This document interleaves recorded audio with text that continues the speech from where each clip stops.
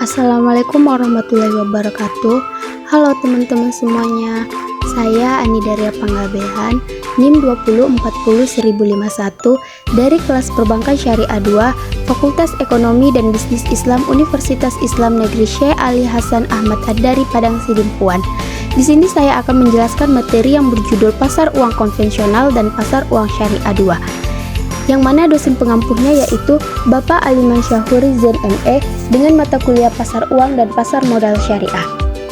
Baiklah, langsung saja pada bagian A, pandangan Islam terhadap uang. Dalam ekonomi Islam, secara etimologi uang berasal dari kata naqdu nuqud.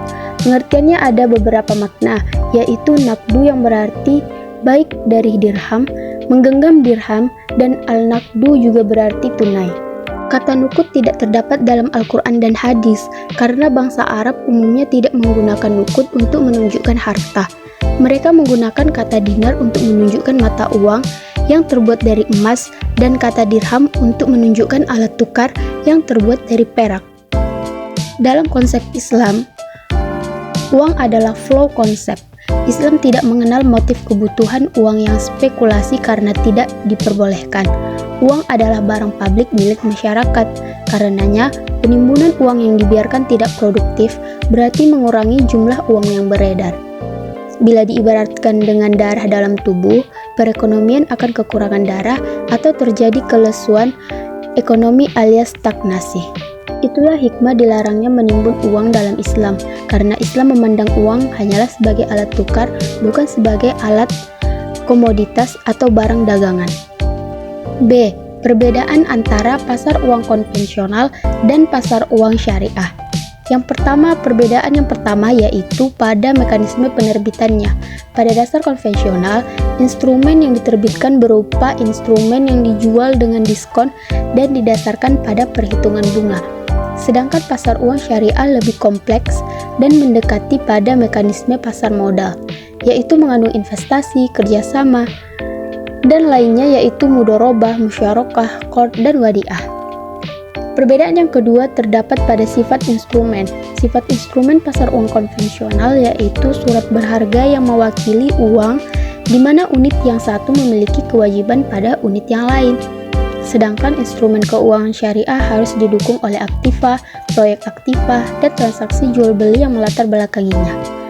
Pelaku pasar uang terdiri dari bank, yayasan, dana pensiun, perusahaan asuransi, perusahaan besar, lembaga pemerintah, lembaga keuangan lain, dan industri masyarakat.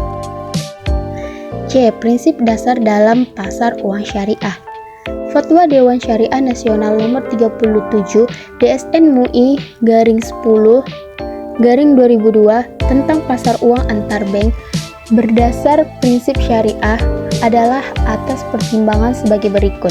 1. Bahwa bank syariah dapat mengalami kekurangan likuiditas disebabkan oleh perbedaan jangka waktu antara penerima dan penanaman dana atau kelebihan likuiditas yang dapat terjadi karena dana yang terhimpun belum dapat disalurkan kepada pihak yang memerlukan.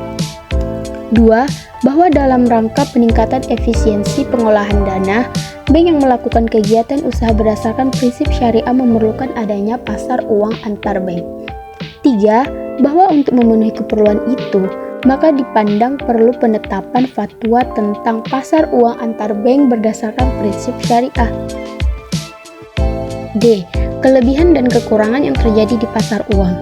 Yang dimana kelebihan pasar uang yaitu sebagai berikut. 1. Memberi wahana untuk memberi pinjaman jangka pendek. 2. Mencegah terjadinya uang menganggur atau idle money, yaitu uang yang disimpan dan tidak digunakan untuk kegiatan produktif, misalnya disimpan di brankas atau lemari penyimpanan uang.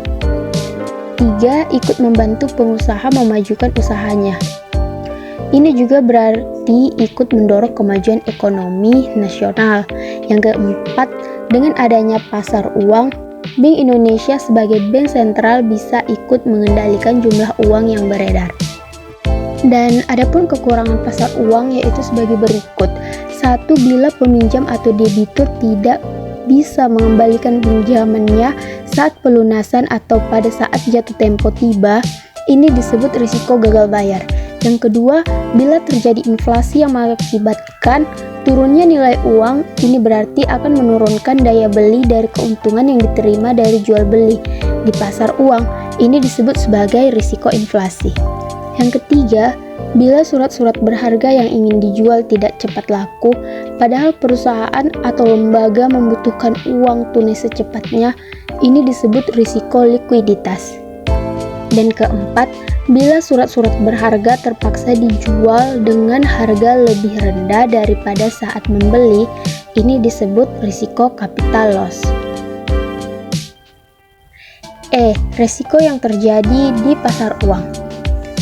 Risiko yang pertama yaitu risiko pasar, risiko reinvestment, risiko gagal bayar, risiko inflasi, risiko valuta, risiko politik, dan risiko likuiditas. Maka dapat disimpulkan bahwa pasar uang memiliki risiko di mana terjadi fluktuasi pada nilai surat berharga sehingga mengakibatkan gagal bayar, inflasi, capital loss, hingga nilai mata uang berubah. Meski demikian, keamanan yang ada di dalam pasar uang lebih terjamin karena dikelola oleh orang-orang profesional di bidang manajemen investasi. Baiklah, cukup sekian presentasi dari saya tentang materi pasar uang konvensional dan pasar uang syariah, yang dimana semoga dari tayangan ini teman-teman sekalian dapat membedakan antara pasar uang konvensional dan pasar uang syariah. Terima kasih kepada teman-teman sekalian yang sudah menonton dan mendengarkan tayangan ini. Semoga tayangan ini juga bermanfaat bagi kita semuanya. Dan jangan lupa untuk like, komen, dan subscribe YouTube saya. Terima kasih. Wassalamualaikum warahmatullahi wabarakatuh.